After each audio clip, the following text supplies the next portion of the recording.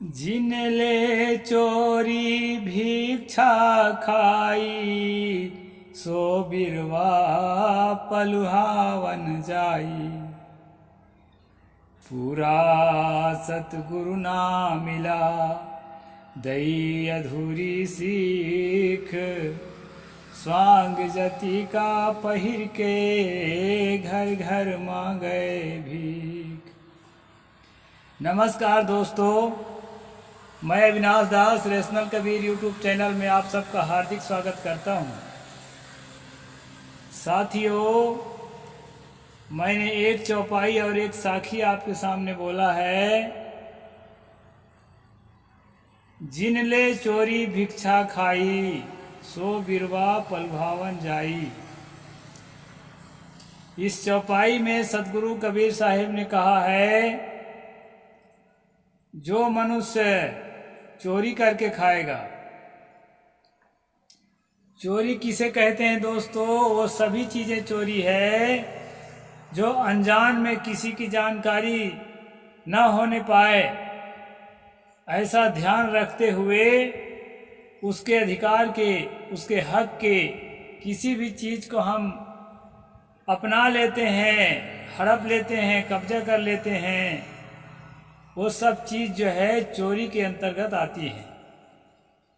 सतगुरु ने कहा, जिन ले चोरी भिक्षा खाई। चोरी के साथ साथ भिक्षा को भी उन्होंने कहा कि भिक्षा मांगने का हक मनुष्य को नहीं होता है। भिक्षा जो है, कोई असहाय है, दीन दुर्बल है, किसी काम का उसका शरीर नहीं है, तो पेट भरने के लिए बेचारा मांग भी ले एक बार तो समझ में आता है। लेकिन जो लोग ना संड मुसंड जवान हैं या अधेड़ अवस्था के हैं और घर में संपत्ति भी है, ऐसे लोगों को भी दोस्तों भीख मांगते देखा गया है। सतगुरु कबीर साहब जितनी भर्त्सना चोरी की करते हैं, उससे कम भर्त्सना जो है भिक्षा की नहीं करते। चोरी और भिक्षा को लगभग समानता में ला करके सतगुरु वर्णन करते हैं और कहते हैं कि पूरा सतगुरु ना मिला, दई अधूरी सीख। स्वांग जति का पहिर के, घर घर मांगे भीख। सतगुरु कहते हैं कि जिसको सच्चा गुरु, पूरा ज्ञान वाला सच्चा गुरु,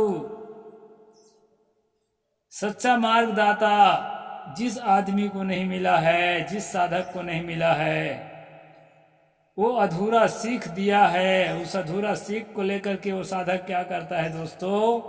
घर घर भीख मांगने जाता है। ब्राह्मण तो बरुआ के टाइम में, यज्ञोपवीत के टाइम में मांगता ही है भीख, क्योंकि जो है ना उनकी अपनी परंपरा है। तो यज्ञोपवीत में भीख मांगना ही पड़ता है। तो वो परंपरा क्यों है दोस्तों?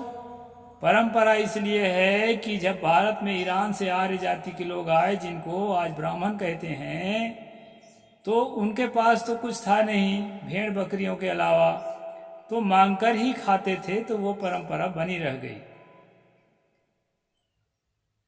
ये अप्रमाणित नहीं है। जहां पर ना आर्मणम पुष्यति नो सखयाम केवलाघो भवती केवलादि, ये जो वेद में वाणी आई है ना, इसी बात को दर्शाने के लिए है। कहते हैं जो आर्य को खाने को नहीं देता, ब्राह्मणों को जो खाना नहीं देता और अपने सखाओं का ध्यान नहीं रखता, वो आदमी केवल पाप ही खाता है। नार्मणम पुष्यति नो सखायाम केवलाघो भवती केवलादि। ये जो है अपने पूर्वजों के भिखमंगापन को छिपाना मुश्किल है दोस्तों, क्योंकि उनके वेद में ही प्रमाण है।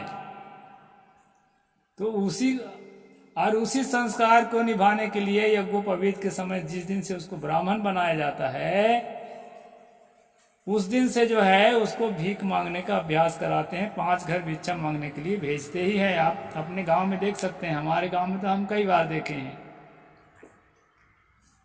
तो सदगुरु ने कहा, स्वांग जति का पहिर के घर घर मांगे भीख। ये लाल पीले साधुओं को बहुत देखेंगे आप, भिक्षा मांगते हुए भिक्षाम देही कहते हैं। अब देहाती आदमी नहीं जानते संस्कृत, होते चेहरा देख के ही जान जाते हैं कि मांगने वाला है, देव भाई इसको कुछ देव। तो दोस्तों, सदगुरु कबीर साहेब भिक्षा के खिलाफ थे, इसलिए उन्होंने कहा कि सच्चा ज्ञान नहीं मिलने के कारण ये जो है घर घर भीख मांगते हैं। हमारे कबीर पंथ में हमें बड़े गर्व से कहना पड़ता है, जो गरीब से गरीब जिसके सबसे कम आमदनी जिस महात्मा का है, वो भी जो है स्वाभिमान से जीता है। दोस्तों, कहीं आपको पूरे भारत में या भारत के बाहर कबीर पंथी महात्मा भीख मांगते हुए नहीं मिलेगा। ये बड़ी बात है। जबकि हम लोगों से छोटे गरीब लोग और छोटे किसान लोग ही जुड़े होते हैं, करोड़पति लोग कहीं किसी किसी महात्मा से जुड़े होते हैं, नहीं तो हमारे कबीरपंथी महात्मा ज़्यादातर संपन्न लोगों से नहीं जुड़े हैं। दोस्तों, फिर भी हम लोग भीख नहीं मांगते, प्यार से हमारे भगत लोग, हमारे अनुयायी लोग बड़े श्रद्धा के साथ जो भी देते हैं उसमें मगन रहते हैं। अब 12 महीने जो है बानी बचनों के द्वारा सेवा करते रहते हैं। तो दोस्तों, सदगुरु कबीर साहिब की एक साखी और एक चौपाई अर्थ सहित मैंने बता दिया। अब मैं ले चलता हूं आपको मनुस्मृति के 6वें अध्याय में, आज से प्रवेश कराता हूं। दोस्तों, वैदिक संस्कृति का नियम यह है कि 25 साल की अवस्था तक ब्रह्मचर्य में रह करके, लगभग 13 से 25 लिखा है वैसे, वो 25 साल की अवस्था तक ब्रह्मचर्य धारण करके गुरुकुल में शिक्षा ग्रहण करे, पढ़ाई लिखाई करे। 25 साल के बाद जो है शादी विवाह करके फिर गृहस्थी में प्रवेश करे, और गृहस्थी में प्रवेश करके बाल बच्चा पैदा करे। और जैसे यहाँ पर बताया है दोस्तों, गृहस्थस्तु यदा पश्येत् द्विलीपलितमात्मनः अपत्यस्येव चापत्यम तदारण्यम समाश्रयेत्। इसका हिंदी है दोस्तों, गृहस्थ जब देखे कि अपने शरीर पर झुर्रियां पड़ गई है, केश श्वेत हो गए हैं और अपने पुत्र के भी पुत्र हो चुके हैं, तब वन का आश्रय करे। यानी कि हमारे जैसे अभी मैं ही उदाहरण के लिए 50 का हो गया हूं, तो चेहरा तो पहले जैसा सुंदर नहीं रहेगा ना भाई। अब तो सुंदरता खत्म होगी, खत्म हो जाएगी, नहीं देखने लायक प्रूफ जैसे दिखने लगेंगे, सबका होता है। तो यहाँ कहा है कि गृहस्थ जब देखे, साधु तो होते नहीं थे उस जमाने में, ये जितने आप देखते हैं ना, व्यास वशिष्ठ इत्यादि बड़े बड़े दाढ़ी वाले फोटो देखते हैं, ये सब पत्नीदार रहे दोस्तों। पुराणों को पढ़ेंगे, किसी किसी के तो बहुत बहुत पत्नियां रही।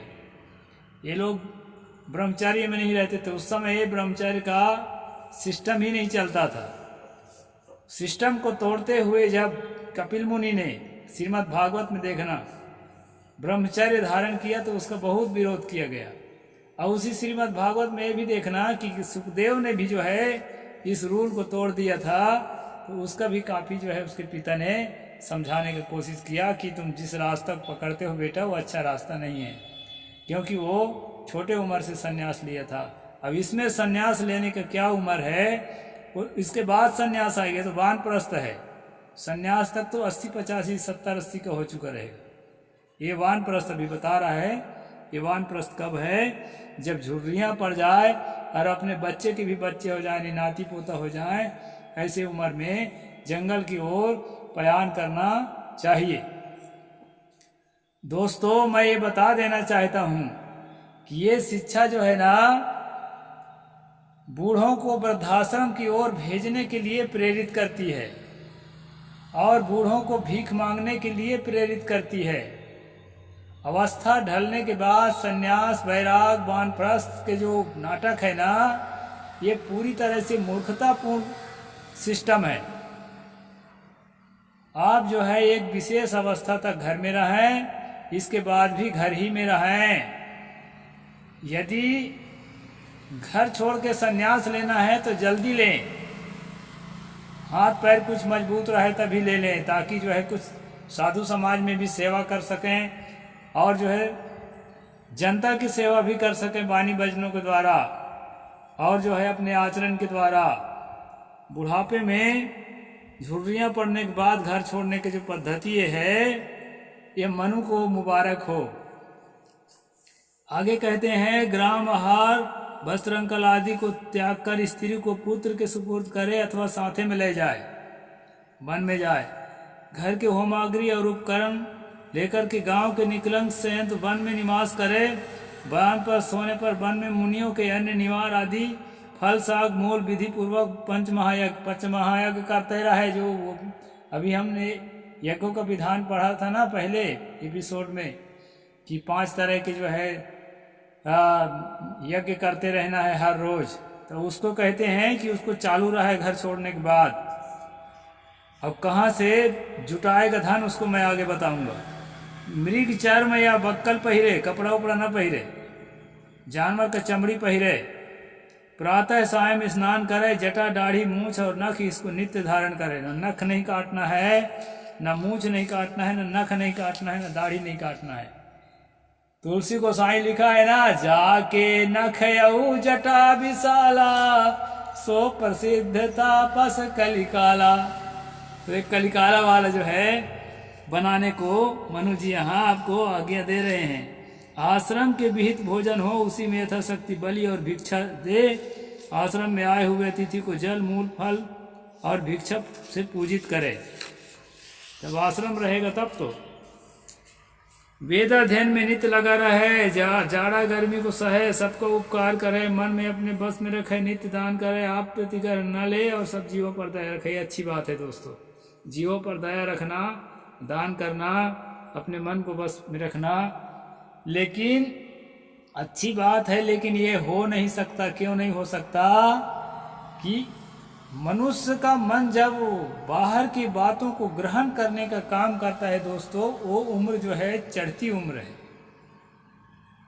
ढलती उम्र में जो ढर्रा बन चुका है जीवन का, जैसा आप ढल चुके हैं, आपके द्वारा वैसे ही कर्म होंगे। उनको कितना भी रोकने का कोशिश करेंगे, बलात् रोकने का कोशिश करेंगे, लेकिन जैसे जैसे कर्मों को आप करते आए हैं, वैसे वैसे कर्म ही आपसे होंगे।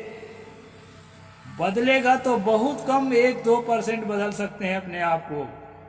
इसलिए जो है उम्र के रहते अगर संन्यास लेना है, भंते बनना है, भिक्षु बनना है, या कबीर पंथ का साधु बनना है, महात्मा बनना है, तो आप उम्र के रहते ही बने।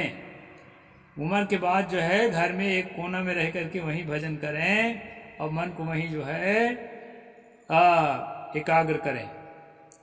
आगे कहते हैं, अमावस्या पूर्णिमा को यज्ञों को न छोड़ता हुआ यथा विविध वैतानिक अग्निहोत्र करे। ये सारी चीजें जो है ना, इसके लिए बताया जा रहा है दोस्तों कि अपने जो वैदिक जो कहना चाहिए कि जो इनके सिस्टम है शोषण तंत्र का, उस सिस्टम में जीवन भर मानसिक रूप से इसको शोषित किया जाए। उसके अंदर ये मोटिवेट करके रखते हैं, ब्रेन वॉश करके रखते हैं कि ये ऐसा ही है, धर्म ऐसा करना ही होगा, तभी कल्याण है, नहीं तो नरक जाना पड़ जाएगा, जीवन भर के पुण्य जो है व्यर्थ चला जाएगा। इसलिए ठूंस कर रखते हैं अपने नियमों को। दूसरे भी पंथों में ऐसा है दोस्तों, ये केवल हिंदू भर में है ना, सिस्टम में अंतर है, लेकिन अपनी बातों को लोगों के दिलो दिमाग में जो ठूसने का, जो थोपने का जो प्रक्रिया है, वो सब जगह एक ही तरह है दोस्तों। तो इन बातों को हमें ठीक से समझना ही पड़ेगा। आगे क्या कहते हैं वो मैं आपको बता रहा हूँ।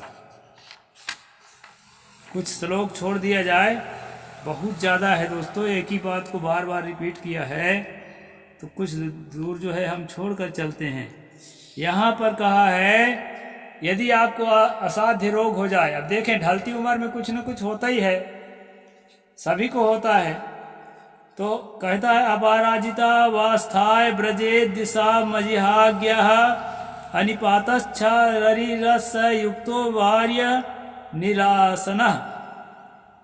असाध्य रोगों के होने पर ईशान दिशा की ओर मुंह करके सरल गति से योग निष्ठ होकर जल वायु भक्षण करता हुआ शरीर छूट जाने तक बराबर गमन करता रहे। यदि असाध्य रोग हो तो रेंगते रहो, चलते रहो और आगे बढ़ते रहो। और जो है क्या क्या खाने को कहा है, जल वायु भक्षण करता हो, पानी और हवा, और पानी और हवा भक्षण करना है और चलते रहना जब तक जो है प्राण न छूट जाए, यानी मरते तक जो है रेंगते रहो, चलते रहो असाध्य रोग होने पर। इस प्रकार के दोस्तों ये जो है ये सिस्टम है इनका। आगे बताते हैं, अगारादिभिस्कृष्टा पवित्रो पचितो मुनि समुपोध्येषु कामेषु निरपेक्ष परिव्रजेत। घर से निकलकर दंड कमंडल आदि पवित्र पदार्थों को साथ में ले किसी से वृथा भाषण न करे, सुस्वादु भोजन की कोई इच्छा न करे और भ्रमण करे। बहुत बढ़िया बात है, ऐसा करना चाहिए, लेकिन जो है ना ये भी बुढ़ापे में शुरू करने की चीज नहीं है। नाभिनंदेत मरणम नाभिनंदेत जीवितम काल में प्रतिच्छेद निर्देश भ्रत यथा। मरने की इच्छा ना करे और न जीने की इच्छा करे, किंतु जैसे सेवक अपने प्रभु की आज्ञा की प्रतीक्षा करता है उसी प्रकार सन्यासी काल की प्रतीक्षा करे। काल की प्रतीक्षा तो दोस्तों सबको करना पड़ेगा, सन्यासी रहे और चाहे जौन रहे, क्योंकि मौत से किसी के जो है बचने की संभावना नहीं है। तो इस प्रकार साधना करने की बात कहता है बुढ़ापे में मनु जी। जब किसी काम के लायक न रह जाओ तब आ जाओ अविनाश दास के पास चरोटा कबीरासन। ये इनकी शिक्षा है। जब तक काम के लायक रहो तब तक बेटा बहू कमा कमा खिलाओ खूब। फिर आगे क्या कहता है, खाओगे कैसे उसका भी बता दिया है। ना ताप सय वर्णवा भो वर्वा वयोर्भिरपि वा स्वभि अकीर्णम भिचुको वा गैर गार पुंग संब्रजेत। तपस्वी ब्राह्मणों से, चिड़ियों से, कुत्तों से या अन्य भिक्षुक से जिसका घर भरा हो उसके यहाँ भिक्षा ले। कुत्तों से कैसे भिक्षा लेगा, चिड़ियों से कैसे भिक्षा लेगा। चिड़िया अपने चोंच भर खाने भर को लाती है बेचारी, और जो है कुत्ता जो मांस का टुकड़ा लाते हैं तो मांस खाने का तो मनु की परंपरा में है विधान।